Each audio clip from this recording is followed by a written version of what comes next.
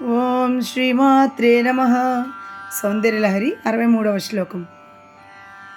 స్మితజ్యోత్స్నాజాలం తవ వదన చంద్రస్య పిబతాం చకోరాణామాసీదతిరసితయా చంచుజడిమా అస్తస్తే శీతాంశోరమృతలహరీరామ్ల రుచయః పిబంతి స్వచ్ఛందం నిశి నిశి కాంచిక ధియా.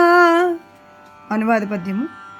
జననీ నీ ముఖబింబమందుదరహాసజ్యోత్స్నలందించు పెన్ఘనమౌకమ్మదనమ్ము ముక్కు చవిమ్రాన్ పంజేయగా పుల్లగా తినుటన్ గోరు చకోరముల్ విధునిలో దీపించు జ్యోత్స్నావళిన్ గనిత్రాగున్ పులిగంజియంచు నిశిభాగమ్మంత స్వేచ్ఛారతిన్.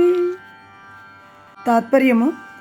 తల్లి జగజ్జననీ నీ ముఖము అను చంద్రుని యొక్క చిరునవ్వు అను వెన్నెలనంతను అమితముగా గ్రోలిన చకోర పక్షులకు ఆ వెన్నెల వెర్రి తీపిగా నుండుట చేత వాని నాలుకలు ఆ తీపితో చచ్చుబారి రుచిగూడా పట్టనివయ్యను.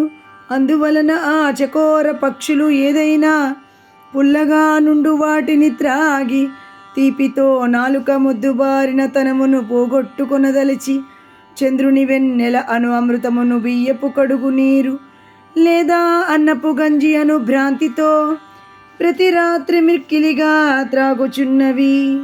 ఈ శ్లోకమునందు అమ్మవారి మందహాస మాధుర్యం చెప్పబడుతున్నది. చిరునవ్వును సాధారణంగా వెన్నెలతోనో పాలసముద్రంతోనో పోలుస్తారు కదా. మూకుడు అని మహాకవి అమ్మవారి మందస్మితంపై మందస్మితము అని శీర్షికతో 100 శ్లోకాల శతకాన్నే వ్రాసాడట. ఆ శతకంలో మూకుడు అమ్మవారి చిరునవ్వు ప్రవాహమును పాలసముద్రం వెల్లువతో పోల్చారట. ప్రస్తుత శ్లోకంలో శంకరులు కూడా అమ్మవారి నవ్వును వెన్నెలతో పోల్చి ఆ వెన్నెల ఎంత మాధుర్యంగా ఉందో అని ఒక చిత్రమైన రీతిలో ఈ చకోర పక్షి అని ఇలా రకరకాల ఉదాహరణలతో అమ్మవారిని అలా వివరించారన్నమాట. ఓం నమః శివాయ. ఓం శ్రీమాత్రే నమః.